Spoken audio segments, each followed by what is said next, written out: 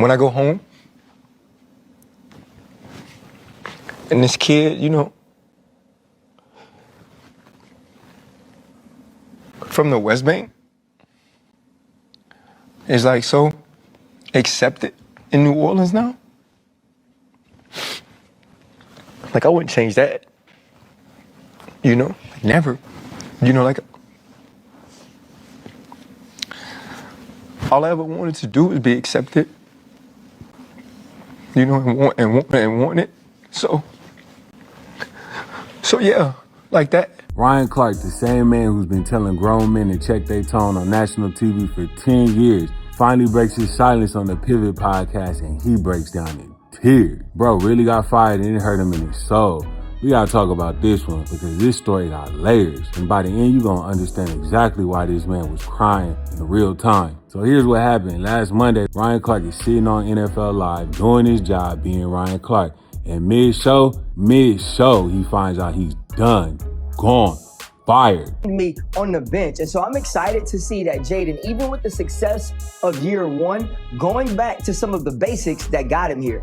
Yeah, after averaging 28.5 points per game in 2024, the Commanders averaged less than 21 points per game last season, the largest drop-off in the NFL. Feels like he's poised for a huge comeback. All right, still ahead, reinforcements on the way for the Ravens. Here with their GM. Mina, I know you have been a member of the Bateman fan club, a Bateman, if you will. Why is Bateman becoming an impact player so important to this Baltimore offense? I laid off, fired. And that's not me being dramatic. That's him correcting people. What happened on Monday? Because you got 5 mid-shifts. Getting fired halfway through that job. Hey, Jared, crazy, right? Hey, where'd the other box go? Yeah, so let me put this to bed. I wasn't laid off. I was fired. They're using layoffs as a cover and a camouflage for what they already intended on doing. But there was no cause for it. So because there was no cause for it, you couldn't just fire me. So you had to wait to the layoff so you could camouflage it and veil it, right? He basically saying ESPN couldn't just cut him off for no reason. So they waited for a mass layoff wave to hide behind. And now he's saying that it's all cap and he ain't going for it. But here's the other thing. If I was laid off, like everybody else, they came out on Tuesday. Mine came out on Friday. I get the call. I get a text from our showrunner that tells me to call my boss. I call my boss in the break, tells me they're letting me go. He said this is a very awkward call. This is a hard call. I could hear how hard it was for him.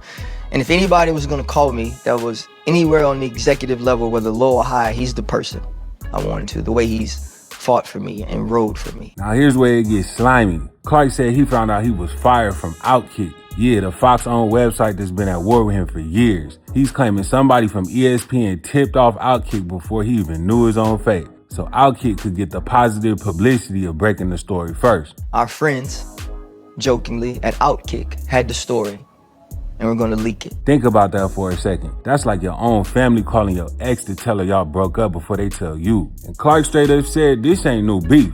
He traced it back to last fall over the Kyron Lacey situation. Please, yes, I beg your pardon. I did want him to clear space for this. 1 second, please. It's important. Yes, guys, Kyron Lacey was supposed to be in the NFL. Kyron Lacey was accused of something and being investigated for something that he didn't do, and he died having to live with the guilt and the consequences of a guilty man knowing he was innocent. She's not in the room with us. All right, great start, everyone. But before we take a break, I'm going to turn it over to Ryan Clark. Yeah, so I've never really had much trouble expressing anything. This has been more difficult because I know that people are hurting, right? 2 lives have been lost. Herman Hall, a man who spent his life in service of other, and Kyron Lacey. He's just a young man who I wish I could tell how much he had to live for. My heart absolutely breaks for both of them, their families, and their loved ones. On Monday night's Sports Center, I addressed the horrific car crash that took Mr. Hall's life, and also the subsequent tragic events that led to the death of Kyron Lacey. In full transparency, y'all, I knew Kyron Lacey personally, but nothing matters to me more than the truth. I always strive to do my best to mix authenticity with the most complete and up-to-date information available. I failed to do that on Monday night based on the subsequent evidence that has been released by the Louisiana State Police Department. I set the highest. It's always important to me that I gather all factual and important information to provide the complete story. That's a responsibility that I do not take lightly. And when discussed in real time on Monday evening, I failed to do so. And for that, I apologize. He apologized for some comments, but claims Outkick praised the other two analysts who apologized and only dragged him. Let me tell you why I know I was fired. Because during the season, after some of the Kyron Lacey news broke, there were people on our network along with me that said something about it. Both of those people apologized, as did I. I didn't want to. I was told I couldn't come to work if I didn't. And at that point I said, well, I can't come to work tomorrow because I don't believe I did anything wrong. Some conversations happened and we got to that point. And Outkick wrote an article about all the people that apologized. Two very prominent faces at ESPN. And they praised them for who they were and how they brought this thing back around. And they bashed me. Talked about how negative I was and spoke about me in such a nasty way. He said he was so heated about it, he personally emailed ESPN executives and warned them, watch how you let this outlet talk about me. But nobody listened. And now, here we are. And I sent an email, and I was very poignant in saying, you have to watch who you listen to about me. There's certain people who want to paint me as a certain thing, certain people who want to devalue my voice, certain people who no matter what I do, with all the great I've done, they've never mentioned that. But in this case, there are three people who are very important to this network, who all did the same thing, who all responded in the same way, and only one of us was vilified. Now, do y'all remember the Peter Schrage thing last September on the Get Up? Clark and Schrage going back and forth about CD Lamb, and Clark hit him with the ice cold, that's the non-player in you. You know what you wake up saying though? AJ Brown's team is 1-0. Of course. Right, like that's what I get it. But the thing is this though, and we shouldn't do this on TV. And so I apologize if people think this is rude. That's the non-player. Oh, stop. CD Lamb is. Let me tell you why.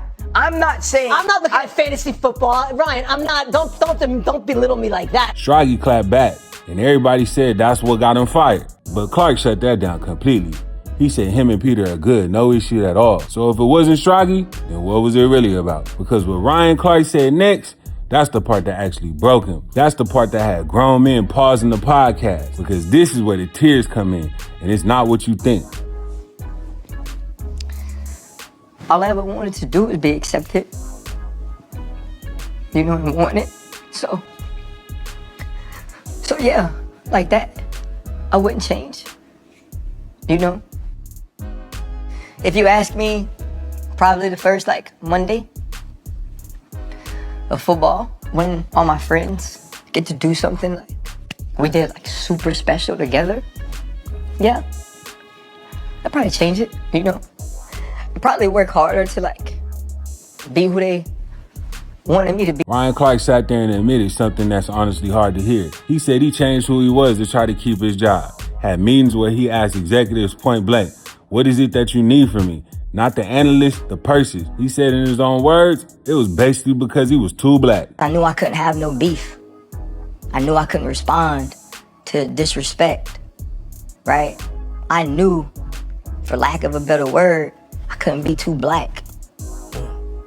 What makes me sad is, even in trying to adjust to be at least more of what certain people wanted, they still fired me. Now let that marinate. A Super Bowl champion, a 13-year vet, one of the most respected voices in sports media, sat there and shrunk himself, softened up his tone, adjusted himself, and they still let him go. That's when the tears hit.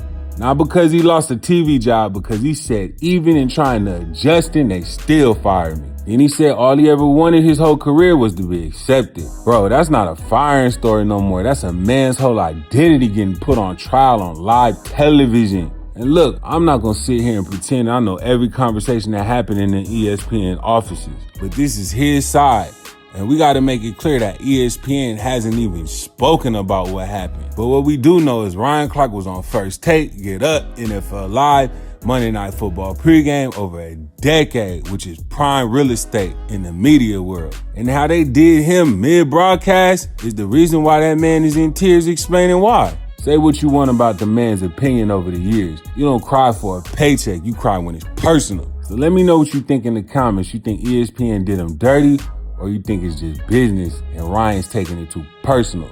Smash that like button, subscribe if you rock with this channel, and I'll see you in the next one, so keep it locked.